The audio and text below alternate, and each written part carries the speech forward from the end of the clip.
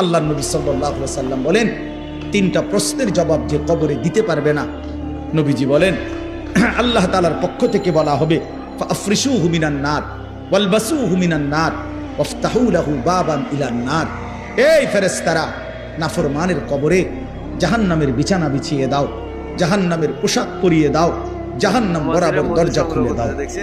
এই হলো এক, ফেরেশতারা এটা করবে। দুই নাম্বার, আল্লাহ নবী সাল্লাল্লাহু আলাইহি ওয়াসাল্লাম বলেন, ওয়ায়ুদাইয়াকু লাহু কবরুহু।